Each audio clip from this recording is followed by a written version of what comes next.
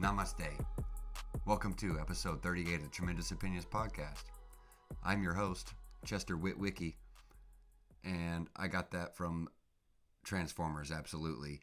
I watched Dark of the Moon the other day, which I didn't have this in my notes, but like 5 minutes ago before I just started recording, my buddy from high school, my first roommate, Steve, just followed the Tremendous Opinions account on IG, and we went to the movies to see Dark of the Moon. And we were men at the time, like we were 19, maybe 20, I don't know. But dude, there's a part where Optimus Prime is on the bridge, and it's a big battle scene, and he wins, and he says something real nice and proper at the end of the fight, and me and Steve just looked at each other and grabbed a popcorn and stood up and threw it in the air. And I don't think we were alone. I think about 4 or 5 people ended up throwing popcorn at that Transformers. But that was a great movie to see in theaters. Totally got sidetracked. Welcome to episode 38 of Tremendous Opinions podcast, entitled Super Boochie, for the Super Bowl, obviously. It's Super Bowl Sunday right now. The Super Bowl has been played, and that sounded weird to say. That was a horrible sentence. The Super Bowl is over, and we have the result, which I'm not necessarily thrilled with, but the NFL's rigged to begin with. We'll get into that later. Our Super Bowl was on Saturday. My Uncle Snoop was in town, Uncle Ryan, and really, I told you guys he was going to be on an episode of the podcast, but we actively chose to play Halo instead. I'll give you the honest answer. He hadn't run games on the new Halo yet, so I fired it up. We got Pac Daddy on the other line, and we ran some freaking Halo until about 2:30 in the morning the other night. I think that was Friday night. And Saturday rolls around. I go down there to Sheetz and get my patented Sheetz coffee. I am a barista now. I can make the best coffee west of the Mississippi. Give me what they have at the Sheetz gas station, and I'll whip you up something real nice and proper. Love coffee. Woke up early both days. Ryan was here, got us both a cup of coffee. I didn't even wake him up with it. I just got a plastic plate and wrote Uncle Snoop on it. Set the coffee on it. Real nice. He liked it. I'm glad. We had a UNC game to go to on Saturday, and that's strict business. Coming from where we come from on our side of the pond, we went hard all the time in enemy territory for the Tar Heels. And just by happenstance, we live close now, and we got the access of the big blender. So we're just living large over here. And it's so sad, dude. There's only about 6 games left in this season. And I'm just going to ride this wagon till the wheels fall off. And Ryan is too, apparently. It was his birthday the other day, and his wife got him a plane ticket to come on out here. And he got the hookup from Brady, so we're sitting there like 3 rows up courtside. And it was me, Ryan, and Brady's buddies and his fam. His buddies flew all the way out here from Oklahoma, too, to check this game. And it was a good game to be at. I'm not going to bore you with basketball stuff all podcast, but the Tar Heels got up to an 18-0 run. And that's probably, I haven't done my research, but that's probably the largest lead to start a game in UNC history, I would imagine. That's tough, 18-0. And I'm just glad he was here for it. He almost lost his voice, and he was sounding scruffy the rest of the time he was here, but it was totally cool, man. I put a video up of me and him walking on the UNC floor and put the Snoop Dogg music behind it, which, speaking of, I'm going to, actually, before I jump to that, I got to just finish out with Florida State, the game the other day. We hit Franklin Street, and if you have never been to this part of North Carolina, I don't know where you're watching this from, But if you've never been to Chapel Hill, just Google it. Google Franklin Street, Chapel Hill. And you'll see it's like a Mr. Deeds looking town where it's a ton of, like a string of mom and pop shops. And my favorite ones are the t-shirt stores. I went into like 3 of them again while we were down there. And I got this. This is freaking nice. Underground prints or something. I don't know. On Franklin Street. These letters are like sewn in like a jersey. And it has a freaking, has the heel on the sleeve. It's all in the details, baby. I like the details. I didn't even pay attention to that until I like put it on. And I was like, dude, yeah, this is sick. So, shouts out to Franklin Street, dude. There's good hibachi. I had a good burger on there. And really, the main spot is Sutton's, dude. No offense to anybody else, but Sutton's is the place to be on Franklin. It's a little drugstore, an old converted drugstore to a diner. And this isn't why I love them, but I love them all the much more. At the register to check out, they have UNC player autographed basketball cards. So, boom, you know that fires me up. I love me some Sutton's. And there was a line around the freaking block, so we couldn't go to Sutton's. We're not going to sit there and just bake in the sun and look at each other for an hour in the line. So we kicked back at hibachi, and it was real nice. Great day on Franklin Street, and I'm so happy that Ryan was here. Wish he was here, but he promised to be on one later. We'd rather play Halo.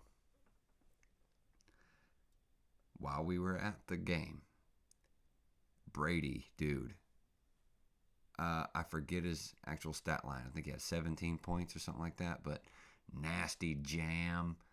I mean, dude, it's a pleasure. I'm not going to talk about basketball all podcast, like I said, but before this year is over, I mean, I need to give him his flowers while he's still around. This has been an honor and a pleasure to not only be there and watch the games, but to serve as a brand ambassador. I'm loving this. After the game. Oh, dude! Oh! I was wearing sunglasses walking around Franklin, and I forgot I had them on. And the place that we parked was pretty close to the entrance, so I was like, dude, I scanned my ticket and walked in the door with my sunglasses on, like an idiot. And I'm like, oh, man, I don't want to watch the whole game through my sunglasses. So I'm about to run out to the car. I go down the steps outside. About 10 steps into the parking lot, I hear some people talking. I look up, and it's none other than Roy freaking Williams, dude. Roy Williams is maybe, dude, I could have reached out and touched him. He's probably like 4 or 5 feet from me. He's helping some older guy into the place. I don't know who that was, but I looked to Roy's right, and maybe listeners of this podcast might not know the name, but you should. A gentleman by the name of Mitch Kupchak. Mitch Kupchak not only is a UNC legend, and I would have known who he was just off the UNC status, but Mitch Kupchak happens to be like a bigwig for the Lakers. I need to look up his current position. For the longest time, he had power with the Los Angeles Lakers, calling shots in people's ear, like a administrative guy for the Lakers, and super tight with Magic Johnson, who is one of my favorite athletes of all time. I freaking love Magic Johnson. Saw Mitch Kupchak. I could have sneezed on Mitch Kupchak, dude. This UNC experience is something else. You can't get this anywhere else. I don't care who you're a fan of, dude. It's not going down like it is at UNC. Done with the UNC talk. After the game, Brady and his boys, there's a big pile of people over here. We probably had about 5 or 6 people come over, watch the UFC fights. I love the UFC. I don't have all my freaking stats and who's undefeated and who's weighing what. I don't know. But I've been a fan for quite a while now, so I have a little history. I know what's going on. I've been to a UFC. UFC 265. And it was in Houston, the UFC on Saturday, where I watched a UFC about 6 months ago.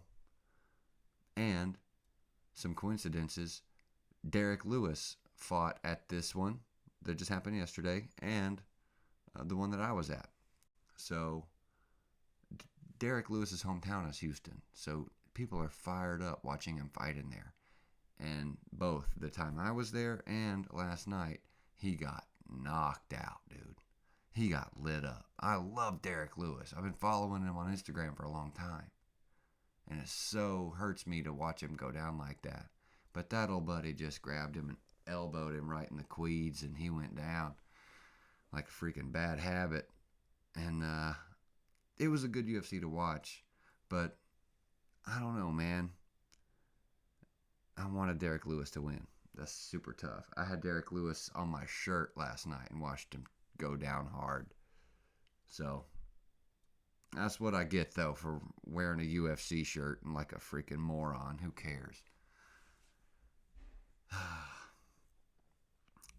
Stylebender Adesanya fought, and that is some skill.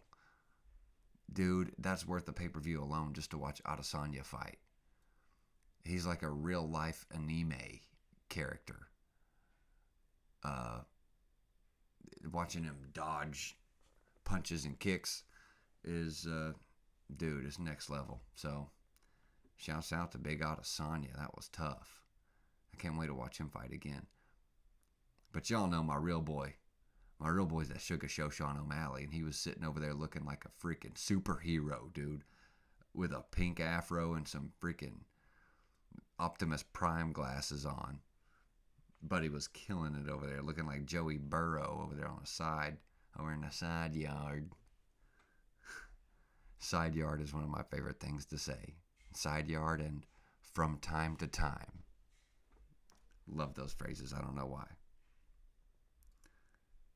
Went to church this morning. Stayed up late last night doing UFC. Woke up early. Got some coffee for me and Uncle Snoop. Went and got some Outback Steakhouse. Big cheese fries and Alice Springs chicken, son.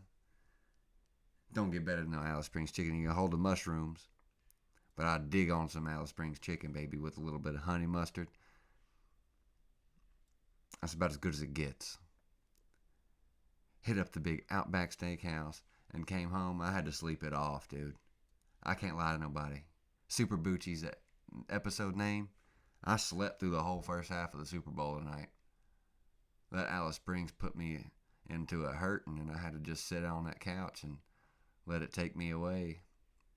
I did. I probably took like a 2-hour nap today. So I'm going to be up all night doing this and smoking cigarettes out in the cold.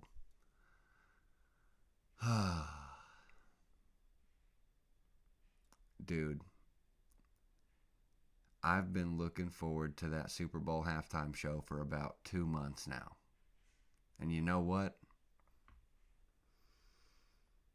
I got it written down here. I woke up just in time for it. Right when the first half ended, I wake up out of my slumber. And I'm like, all right, I got to get ready for this. This is going to be good.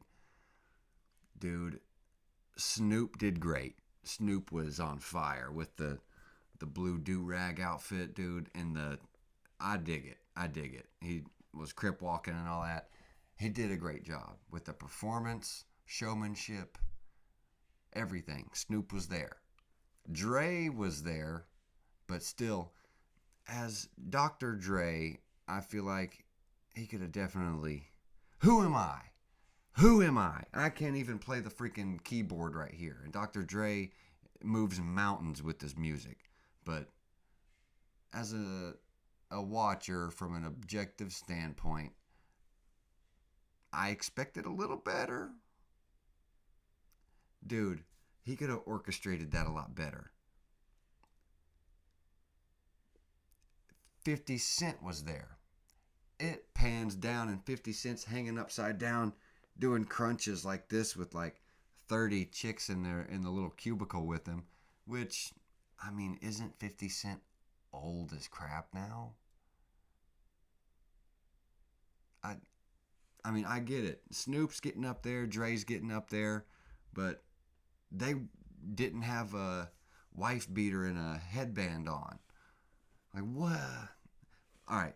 But I can't shade him too much because, like I said, who am I? And I actually put a check by 50's name. He did good. It was a good thing for 50 Cent to be there. He wasn't even in the lineup. It wasn't advertised that 50's going to be there. It was a surprise, and it was good. Barely good, but good. Go down to Kendrick. Kendrick Lamar.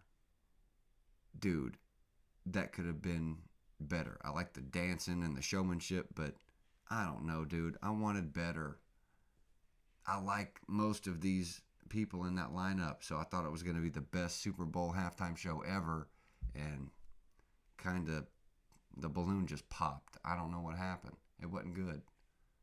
It wasn't good. The Weeknd last year, just one guy put this to bed. This was trash, garbage. Take it up and put it at the front of your driveway on Tuesday. Trash. The Weeknd, as a one-man show, outdid 6 Music Hall of Fame people. Call me crazy. Eminem, he may as well not even have showed up. I don't even think his mic was working. And he's still sagging. It's 2022. No one sags anymore. And I hate to say it, but what on God's green earth was Mary J. Blige doing? Dude, it looked like she got shot out of a cannon. She could have been, walked onto the set of the Pirates of the Caribbean in that outfit, and she would have fit in. Dude. Some of her music's good. I'll say it. But, dude, that just was painful to watch. The outfit, even if, Beyonce put that outfit on, I would be like, isn't she, 45, 50? You gotta hang it up at some point and stop trying to throw it back. Mary J up there trying to throw it back with a bunch of 20-year-old chicks. I can't get down with it, man. It was tough to watch. But Snoop saved it. Snoop saved it. He opened it, closed it. Snoop. One of my favorite people in the world. Not only as a musician, his stuff on YouTube is great. He used to have Snoop, Double G News Network. Awesome. Awesome production. Yeah, Snoop saved the halftime show. If it wasn't for him, wow. One of the worst I've ever seen. I mean, we've had some bad ones in the past. The one where Nelly came ziplining in from the sky, and who was it? Fergie was up there. I would rather watch Mary J. Blige shake her little whatever she got up there on that stage than freaking Fergie. So, yeah, after I think about Fergie, Mary J. Blige, I might put a check next to her name. Hate to say it. Try to respect your elders, but geez, that was brutski. That was almost as bad as the new Lord of the Rings that they advertised. Those commercials, dude, the Super Bowl altogether was a letdown. I don't want to just be a Johnny Raincloud on the pod, but holy crap. If it wasn't for the last 2 minutes, which were rigged as could be, the whole game was boring. The halftime show was garbaggio, and so were the commercials. The commercials is a third of the reason why people watch the Super Bowl, and just nothing. Nothing. I can't even remember one of them. I did sleep through the first half. There may have been a good commercial in the first half. Let me know. But I didn't see one. Such a Johnny Raincloud. I need to freaking smoke a cigarette. The new Lord of the Rings looked just horrific. Oh, why do they got... And the new Fresh Prince of Bel-Air, no! No! Why? Just get on Amazon and order the old DVDs of the old one and watch that. Oh, you're gonna give me a heart attack. Ruin Lord of the Rings and Fresh Prince of Bel-Air? And they ruin Matrix? Is nothing sacred? I'm gonna go watch the new Jackass movie. If that's as bad as the rest of the things I'm seeing, I might just keel over and have a heart attack in the theater. And I might not even complain. I won't even call the ambulance. I'll just go. I don't know what Carrie and Coleman would do for entertainment now if I pass at Jackass, but I'm sure they'll figure it out. I got 38 episodes to watch. So, I was trying to keep this one short and sweet. And, yeah, I'm at 20 minutes. I'll go ahead and close it. I don't even know what I talked about. Super Bowl was just, super Boochie, dude. Neat cheese. In like 2.5 or 3 weeks, I'll be packing my bags, throwing it in the people eater, and going down to Brunswick, Georgia. I had an episode probably 6 months ago called Brunswick Boomstick. I forget what number episode it was, but it was the one in Corey's Man Cave with Koopy Boomstick and Rimley. And Bees was on that podcast too. We had a pile of people in there. I'm planning on hauling all the stuff down to Georgia, filming Boomstick Madness in about 3 weeks, so look forward to that. And a couple of weeks ago, I promised whoever watches this that I'm going to start taking the piano thing seriously. And I just got a wave of nerves for whatever reason. Who cares, dude? Who cares? I am going to close this podcast playing a little piano bit that I learned the other day. Keeping my promise. Letting you guys see my progress. If there even is any. So, if you got this far, thank you. Mucho gusto for being here. Checking out Tremendous Opinions Podcast, episode 38. With your boy, Chester Witwicky. And no more ear beatings. I'm about to turn around and butcher this musical piece. So, thank you again. I say thank you like 5 times an episode. But I do appreciate you, babies. And I gotta stop saying babies. I listen to Chris D'Elia too much. Not gonna say thank you again. Here is Pyramids. A butchered Pyramids.